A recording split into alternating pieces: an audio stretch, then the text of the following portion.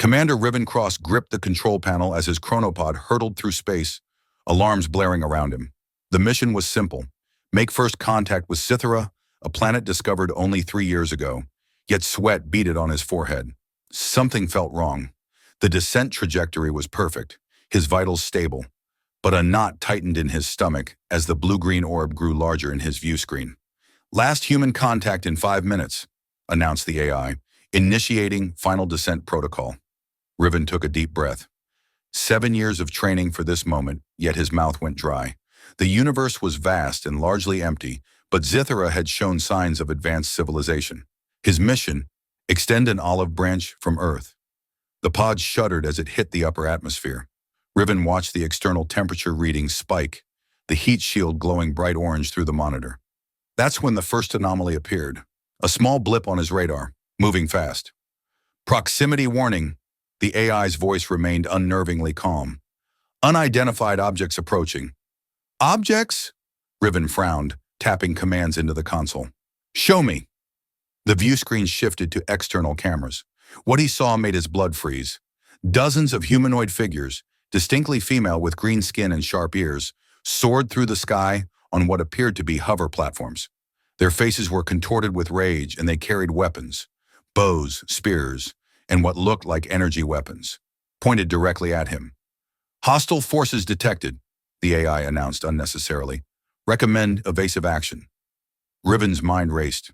This wasn't in any briefing. Earth had sent probes, but none had reported intelligent life capable of flight, let alone with technology advanced enough to detect his arrival. Something was very wrong. This is Commander Rivencross of Earth, he broadcast on all frequencies, hoping their technology could translate or at least recognize the peaceful intent in his voice. I come in peace. I mean no harm to your world. The reply came in the form of a barrage of energy bolts slamming into his shield. The pod lurched violently, spinning out of control as it plummeted toward the surface. Riven fought with the controls, but gravity had him now. All he could do was brace for impact. Brace for crash landing in 3, 2, 1. The world turned into a chaotic blur of noise and pain. Metal screeched against metal as the pod carved a deep trench through alien soil. Riven's harness cut into his shoulders, his head snapping forward then back against the seat. When the motion finally stopped, he hung limp, the taste of blood in his mouth. Through the cracked view screen, he could see them descending. The alien women, their weapons trained on his pod, their expressions a mixture of hatred and triumph. One particular figure stood out, taller than the others, with platinum blonde hair contrasting against her emerald skin. Wearing what looked like ceremonial armor, she approached with deliberate steps, notching an arrow that glowed with energy. Riven's hand moved to his sidearm, then stopped. Fighting would only confirm whatever prejudice they held. He had one chance at diplomacy. With painful movements, he released his harness and activated his suit's shield, a shimmering blue energy field that enclosed his body. The pod door was jammed, so he kicked it open, stepping into the alien air with his hands raised. I am not your enemy, he called out, his translator module working to convert his words into whatever language they might understand. The platinum-haired leader's eyes narrowed to slits. She spoke, her voice melodic yet sharp with hatred. Humans. You return to finish what you started? Return? Finish? Riven's confusion must have shown on his face. I don't understand, he said carefully. This is humanity's first contact with Cythera. The alien woman's laughter was cold and brittle. Lies. Your kind has been here before. The devastation you left still scars our world. Before Riven could respond, the ground beneath them trembled. The crash had destabilized something. Cracks spread across the soil, and a massive piece of the hillside began to slide toward the alien leader. Without thinking, Riven lunged forward, tackling her out of the path of the avalanche. They rolled together, his shield extending to protect them both as rocks and dirt thundered past. When the dust settled, they lay face to face, her spear at his throat, his shield the only thing preventing it from piercing his skin. But her eyes had changed. Confusion had replaced some of the hatred. You saved me, she whispered, the accusation in her voice mixed with uncertainty. Like I said, Riven managed, wincing at the pain in his ribs, I'm not your enemy. She pulled back slightly, studying him with penetrating eyes the color of amber. I am Shiara, war chief of the Zetherian Guard, and you, human, have much to explain. Riven slowly sat up, keeping his movements non-threatening.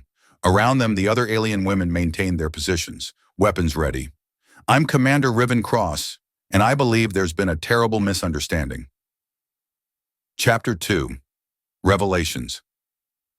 Riven sat cross-legged on the floor of what appeared to be a holding cell, though it hardly resembled Earth prisons. The walls shimmered with a translucent energy field, beyond which he could see a vast underground city. Magnificent spires of crystal and living plants intertwined to form structures that defied Earth architecture. Zithera was far more advanced than anyone had suspected. His suit had been confiscated, leaving him in his base layer, a form-fitting black garment designed to regulate body temperature. They'd left him his translator at least. Perhaps they wanted to interrogate him. The force field rippled, and Jera stepped through, accompanied by 2 guards. Up close, in better light, Riven could study her more carefully. She stood nearly 7 feet tall, her movements fluid and graceful, despite her imposing height. Her skin wasn't simply green, but had subtle patterns that shifted with her emotions. Currently a mixture of deep emerald with flashes of amber that matched her eyes. Our council is divided on what to do with you, she stated without preamble. Half want you executed immediately. The other half are curious about your claim. Riven maintained eye contact, keeping his voice level. I understand your caution, but I swear to you, this is humanity's first mission to Zythera. We only discovered your planet 3 years ago. Jara's skin patterns shifted to a darker hue. Impossible. The great devastation occurred 20 cycles ago. Human ships darkened our skies before raining destruction. 20 cycles. How long is that in Earth years? Approximately 40 of your years. Riven shook his head, brow furrowed in concentration. 40 years ago, our technology couldn't even reach Mars effectively, let alone another star system. Whatever attacked you, it wasn't us. A flicker of doubt crossed Ciara's face.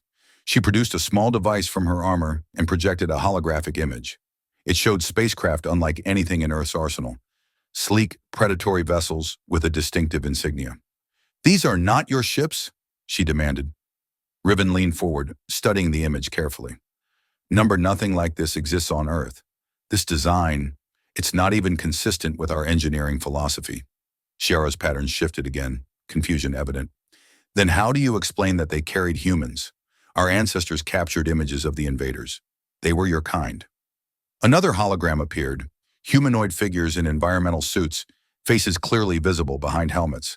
They looked human, but something about them seemed off to Riven's trained eye. May I? He requested, gesturing toward the hologram. After a moment's hesitation, Jara nodded.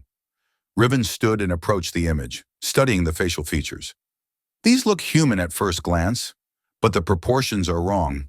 The eye spacing, the cranial structure. He pointed to specific features. Humans don't look exactly like this. These are similar, but different. You claim they are another species? Ciara's tone remained skeptical, but her skin patterns had lightened slightly. I don't know, Riven admitted, but I know they're not from Earth. Our historical records are extensive. If we had the technology to reach Zythera 40 years ago, it would be documented. Ciara's hand moved to a scar on her neck, a jagged line that stood out against her green skin. My mother died fighting the invaders. Her sister, our Queen Shirina, has hated humans since that day. Riven's expression softened. I'm sorry for your loss, but please consider, what if your people have been hating the wrong species all this time? What if the real enemy is still out there, letting Earth take the blame? The question hung in the air between them. Ciara's skin patterns swirled in complex patterns as she processed this possibility. The Queen will want to question you herself, she finally said. If you're lying, I'm not, Riven stated firmly, and I can prove it. My pod contains Earth's historical records. They'll show that we didn't have interstellar capability 40 years ago. Ciara studied him intently, as if trying to peer into his soul. Why did you save me during the landslide? You could have escaped in the confusion. Riven's answer came without hesitation. Because that's who we are, who I am. I don't let people die if I can help it, regardless of species. For the first time, Ciara's expression softened almost imperceptibly. We shall see if your actions match your words, Commander Cross. As she turned to leave, Riven called after her. One more thing. If these weren't humans who attacked you, doesn't that mean there's another spacefaring species out there? One that might return? Ciara froze, her back to him, skin patterns flashing rapidly. That is a troubling thought, she admitted before exiting through the force field. Left alone, Riven sat back down, mind racing. He hadn't come to Zithra expecting to uncover a 40-year-old case of mistaken identity, or possibly a deliberate frame job. But one thing was becoming increasingly clear. His mission had just become much more complicated than a simple first contact. The royal chamber of Queen Zirina stretched impossibly high, crystal spires reaching toward a dome ceiling that reflected the underground city in fractured, kaleidoscopic patterns. Riven, flanked by 4 guards including Giara, tried to maintain his dignity despite the chains binding his wrists. The throne before him seemed carved from a single massive gemstone, upon which sat a regal figure whose presence commanded the vast room. Queen Zirina shared Ciara's height and emerald skin, but age had weathered her features into sharp, unforgiving angles. Silver streaks ran through her long hair, and a network of scars, not unlike the one on Ciara's neck, mapped her exposed arms. Her skin patterns pulsed with slow, controlled anger as her amber eyes fixed on Riven. "So," her voice echoed throughout the chamber, "a human dares to return to Zithra." Riven met her gaze steadily. "With respect, Your Majesty, I haven't returned. I've only just arrived. The first human to ever set foot on your world." Murmurs rippled through the assembled court. Dozens of Zitharians, predominantly female, though Riven noticed a few males in subordinate positions. The queen silenced them with a gesture. "War Chief," she addressed Ciara, "you've examined the human's vessel. Report." Ciara stepped forward, her posture impeccable, but her voice carrying a hint of uncertainty that Riven suspected only he noticed. "The technology is unlike the ships from the Great Devastation, more primitive in some ways, more advanced in others.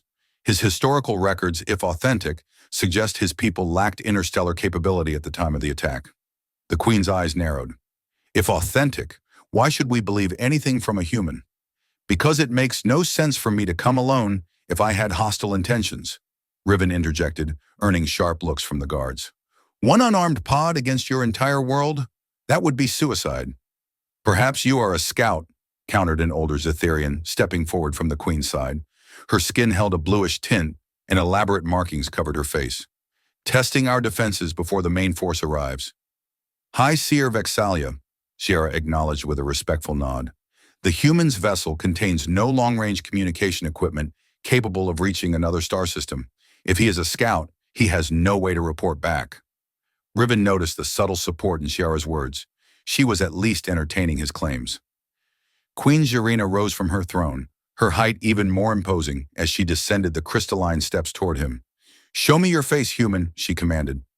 Riven held his ground as she approached, towering over him. Her hand shot out, gripping his jaw with surprising strength, turning his face side to side as she examined him. Her touch was uncomfortably warm, almost feverish. "The resemblance is uncanny," she murmured, releasing him roughly. "Yet you say you are not them." "Your Majesty," Riven spoke carefully, "I believe your people were attacked by another species that closely resembles humans. The differences are subtle but real." "Convenient excuses," she hissed. "I have a proposition," Riven said, straightening his shoulders. "Return my communication equipment. Let me contact Earth. When they respond, you'll have proof that we only recently discovered Zithra. And alert your armada to our defenses?" "I think not," the queen scoffed. "Then let me help you identify who really attacked you," Riven countered. "If I'm right, there's another spacefaring race that both our peoples should be concerned about." The court fell silent. Queen Zirina's skin patterns flashed rapidly, betraying emotions her face concealed. "You would help us identify your own kind?" Her skepticism was palpable. "If humans attacked you, I'll accept whatever punishment you deem appropriate," Riven stated firmly. "But if I'm right, if someone else did this while looking like us, don't you want to know who your real enemy is?" High Seer Vexalia stepped forward again, her voice thin but carrying authority. "The human's aura contains no deception, Your Majesty. This is unusual." Queen Zirina's expression remained hard, but uncertainty had crept in. "What do you propose, specifically?" "The attack site," Riven said. "Take me there. Let me examine the evidence, the remnants of technology. Earth's database might identify signatures that wouldn't match our engineering." "The sacred ruins are forbidden to outsiders," gasped one courtier. "They are sacred because they remind us never to trust humans," Giara interjected, her gaze meeting Riven's briefly. "But if they could also reveal the truth, Queen Zirena returned to her throne, fingers drumming against the crystalline armrest. The entire court waited in tense silence for her verdict. War Chief, she finally spoke, you will escort the human to the sacred ruins. He may examine the evidence, but not touch it. If he attempts escape or deception, kill him immediately. She leaned forward, eyes burning into Riven's. Understand this, human. You walk on sacred ground, stained with Cytherian blood. Tread carefully. Riven nodded solemnly. Thank you, Your Majesty. As the guards led him from the chamber, he caught Ciara's expression, a complex mix of emotions playing across her skin patterns. Whatever she believed about him, she was at least willing to consider the possibility he spoke the truth. It wasn't much, but it was a start. In the corridor outside, Ciara dismissed the other guards with a gesture. Once alone, she stepped closer to Riven, her voice low and intense. I am allowing this because the evidence may support your claim, but make no mistake, if you are lying, I will end your life myself. I understand, Riven replied quietly, but I'm not lying, Ciara, and I think deep down, you're starting to believe that. Her skin patterns flickered briefly before settling into a controlled neutral tone. We leave for the ruins at dawn, she stated, turning away. As she walked ahead of him, Riven couldn't help but notice a slight change in her posture. The hostility remained, but curiosity had taken root alongside it. In diplomacy, curiosity was often the first step toward understanding. Dawn on Zethra was unlike anything Riven had experienced. Twin suns cresting the horizon simultaneously, bathing the landscape in contrasting hues of gold and crimson. The light filtered through massive crystal formations that dotted the surface, creating rainbow prisms that danced across the rugged terrain. Riven's restraints had been modified to allow limited movement while preventing any attempt at escape. He sat in the back of what appeared to be a hover transport, with Ciara piloting and 2 elite guards watching his every move. His suit had been returned to him without its weapons or communication systems. The sacred ruins lie beyond the Crystal Valley, Ciara explained as they soared over a breathtaking landscape. Once our greatest city, now a monument to devastation. Riven observed the passing scenery, lush purple vegetation interspersed with those strange crystal growths. Your world is beautiful, he remarked softly.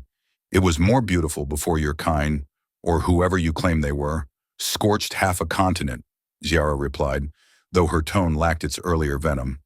They traveled in silence for nearly an hour before Riven noticed a change in the landscape. The vibrant colors gradually faded to ashen gray. Vegetation became sparse, then non-existent. The crystal formations appeared blackened and fractured. We're approaching the periphery, one of the guards stated, her hand tightening on her weapon. Ciara slowed the transport, navigating carefully through a field of debris. In the distance, Riven could make out the skeletal remains of what must have been an enormous city. Blackened spires reached toward the sky like accusatory fingers. The devastation was absolute and chilling. 40 years, Riven whispered, and nothing has grown back? The weapons they use poison the land, Ciara explained, her voice tight with controlled emotion. Our scientists estimate another century before this region can support life again. The transport settled on what once might have been a grand plaza. As they disembarked, Riven felt the crunch of vitrified soil beneath his boots. The air carried a metallic tang that his suit's sensors identified as residual radiation. Low enough to be safe for short exposure, but persistent. This way, Ciara directed, leading him toward what appeared to be a memorial. Thousands of small crystal shards had been arranged in concentric circles around a central monument.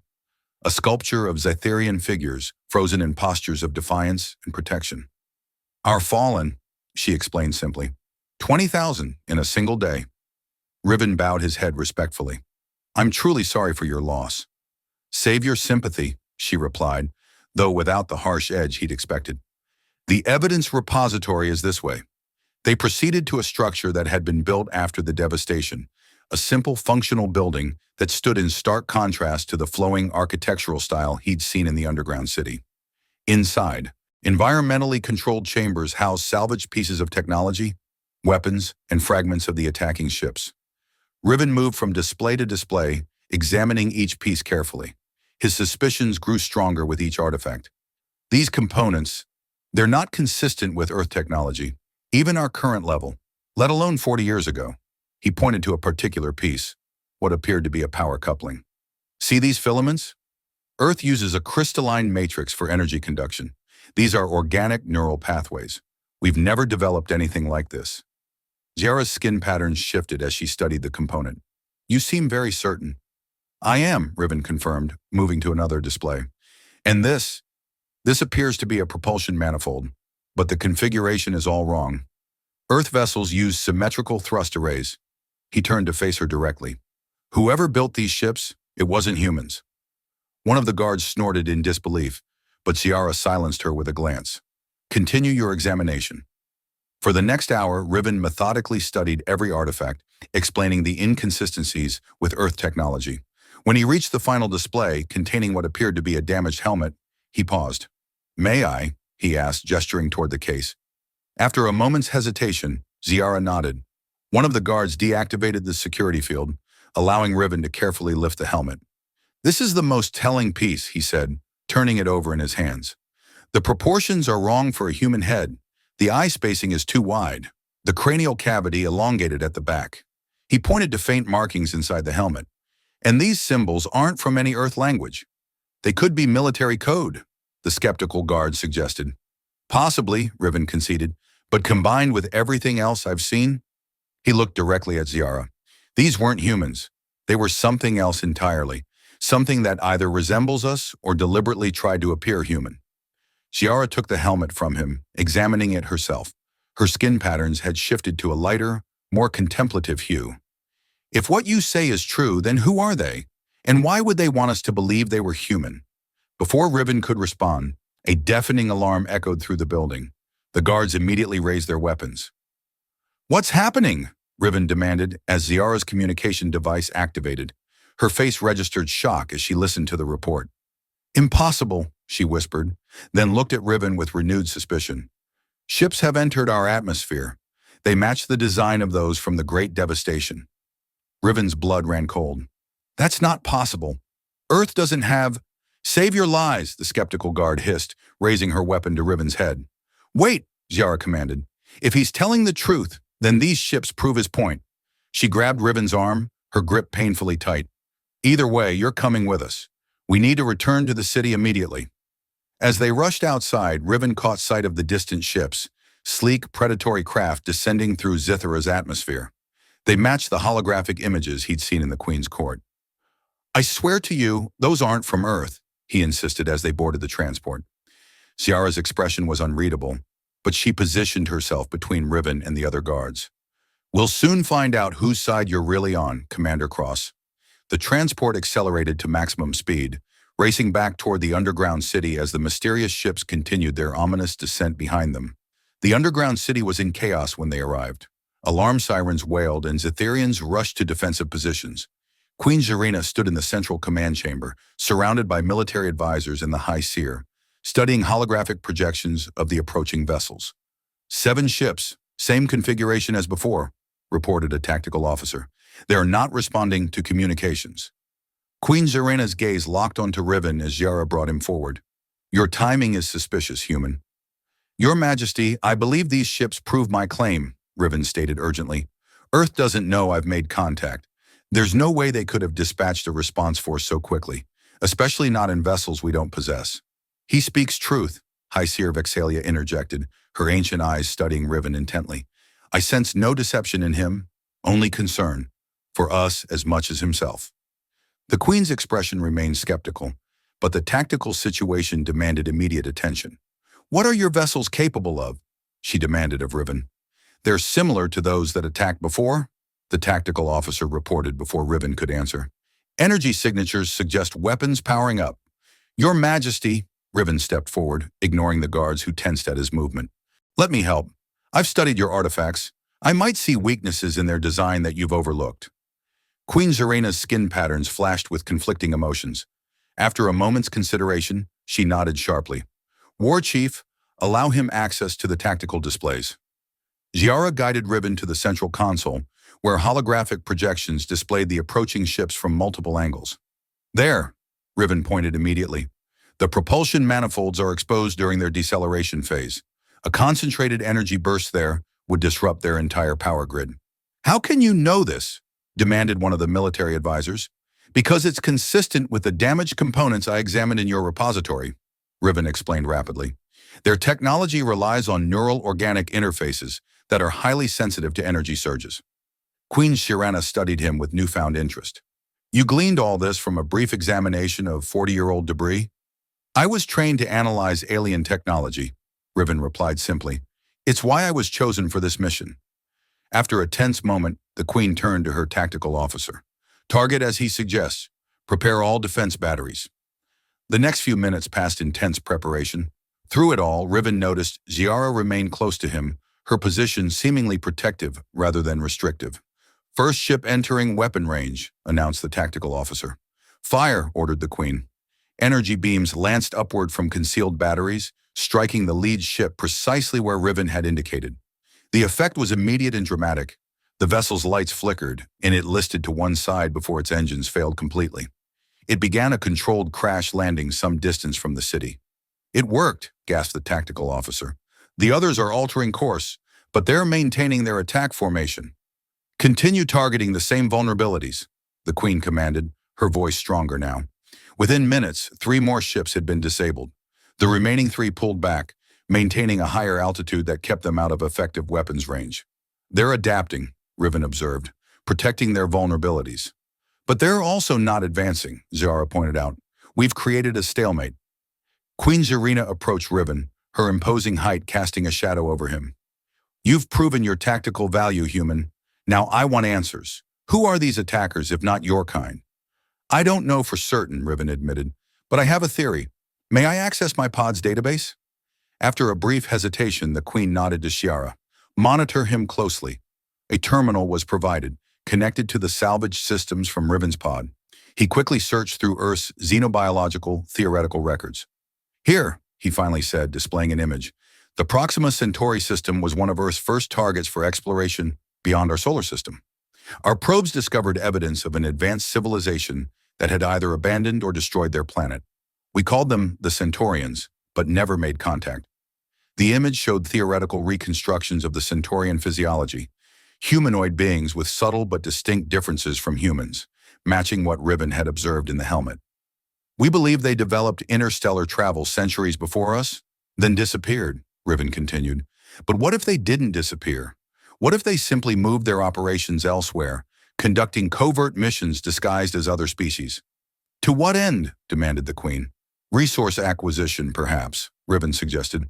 Or they could be running experiments on how different species interact in conflict situations. High Seer Vexelia stepped forward, her ancient eyes troubled. There is an old prophecy about false-faced destroyers who test worthiness through fire.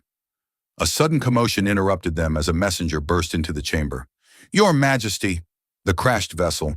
We've captured one of the crew. Moments later, guards dragged in a struggling figure. At first glance, it appeared human, but as they forced it to its knees and removed its damaged helmet, gasps echoed through the chamber. The being had the basic structure of a human face, but its skin had a grayish cast. Its eyes were too large and spaced too far apart, and the back of its skull extended unnaturally. It matched the Centaurian reconstruction perfectly. I am Commander Riven Cross of Earth, Riven stated clearly, stepping toward the captured being. Why have you attacked this planet while disguised as my species? The being's eyes widened fractionally, a reaction of surprise that confirmed Riven's suspicions. It spoke in a harsh, clicking language that Riven's translator couldn't process. Our linguist might be able to communicate with it, Ziara suggested. Before anyone could respond, the being bit down hard on something in its mouth. Its body immediately convulsed, and despite the medical team's rapid response, it died within seconds. Suicide protocol, Riven murmured grimly. They really don't want us talking to each other. Queen Zarina's skin had paled to a light jade. All these years, and we've hated the wrong enemy. An uncomfortable silence fell over the chamber, broken only by the continuing alarms from the tactical display as the remaining ships maintained their holding pattern. They're waiting for something, Ciara observed. As if on cue, the tactical officer called out, New contact! Much larger vessel just entered our system. The holographic display shifted to show an enormous ship approaching from beyond Zithra's moon. A mothership, Riven recognized the configuration. Those were just scouts. Queen Zarina straightened her posture, decision crystallizing in her eyes. War Chief, prepare all our forces. Your Majesty, Riven interjected, you can't fight that vessel alone. But you don't have to. All eyes turned to him. My pod's emergency beacon can be reconfigured to send a directed message to Earth, he explained rapidly. We may not have your level of defensive technology, but we have ships nearby conducting survey operations. If we warn them about the Centaurians and provide coordinates, you would bring more humans to our world? The Queen asked, though her tone had lost its accusatory edge. As allies, Riven stated firmly, against our common enemy. The Queen and Giara exchanged a long look, a silent communication passing between them. Do it, Queen Zarena finally commanded. Within the hour, Riven had reconfigured his beacon, sending a compressed data burst toward the nearest Earth vessel. Whether it would arrive in time remained uncertain, but it was their best hope. As they waited, Riven found himself standing beside Giara on a balcony overlooking the underground city. Despite the crisis, he couldn't help but admire the beauty of the crystal structures illuminated by bioluminescent light. Your people have built something remarkable here, he commented quietly. We are survivors, she replied simply, then turned to face him. I misjudged you, Commander Cross. Riven shook his head. You had every reason to be suspicious. Nevertheless, her skin patterns shifted to a color he hadn't seen before. Something warmer, almost iridescent. I should have considered the possibility you spoke truth. You did, eventually, he pointed out. That's what matters. A comfortable silence fell between them, broken when Giara spoke again, her voice softer than he'd ever heard it. If we survive this, perhaps our peoples have much to learn from each other, Riven smiled. First contact, the way it should have been from the beginning. The moment was interrupted by the tactical officer's voice over the communication system. Multiple new contacts detected, ships entering the system at high speed. Rushing back to the command center, they watched as the holographic display registered a dozen Earth vessels appearing at the edge of the system, having pushed their experimental drives to the limit to respond to Riven's emergency signal. They came, Riven breathed, relief washing over him. Your reinforcements aren't necessary, Earth beings, came a harsh, translated voice over the communication system. It originated from the Centaurian mothership. This was merely a test of species cooperation potential. You have passed. We will withdraw. Stunned silence filled the command center. A test? Queen Zarena's voice shook with fury. You devastated our world, killed thousands of our people. For a test? There was no response as the Centaurian ships began to retreat from the system. They're actually leaving, the tactical officer confirmed in disbelief. Riven exchanged a look with Giara. I don't think this is over, he said quietly. Something tells me the Centaurians have been conducting these tests throughout this sector of space. Then perhaps it's time for tested species to form alliances, Queen Zarena stated, her expression resolute as she watched the Earth ships approaching. Commander Cross, it seems you will be facilitating first contact after all, just not the one you expected. As preparations began for receiving the Earth delegation, Giara moved to stand beside Riven. Your mission has become considerably more complicated, she observed. Riven nodded, watching as the tactical display tracked both the retreating Centaurians and the approaching Earth vessels. True first contact, an alliance against manipulative aliens, clearing humanity's name. He glanced at her with a slight smile. Certainly more than I bargained for when I climbed into that pod. And yet you don't seem disappointed, she noted, her skin patterns shifting through subtle hues. Let's just say I'm finding unexpected benefits to this diplomatic crisis, he replied, holding her gaze a moment longer than necessary. The faintest darkening of her cheeks suggested his meaning wasn't lost on her. As they turned together to prepare for the arrival of the Earth ships, Riven reflected that first contact had indeed gone nothing like the mission parameters had outlined. It had gone far better. Sometimes, he thought, watching Giara issue commands to her warriors with newfound purpose, misunderstandings could forge stronger bonds than perfect understanding ever could. True allies were found not in easy times, but in shared crisis overcome together. And as the distant stars twinkled through Zithara's crystal dome, new possibilities stretched before them, not just for two individuals from different worlds, but for two civilizations discovering they weren't alone in their corner of the cosmos. The real journey was just beginning.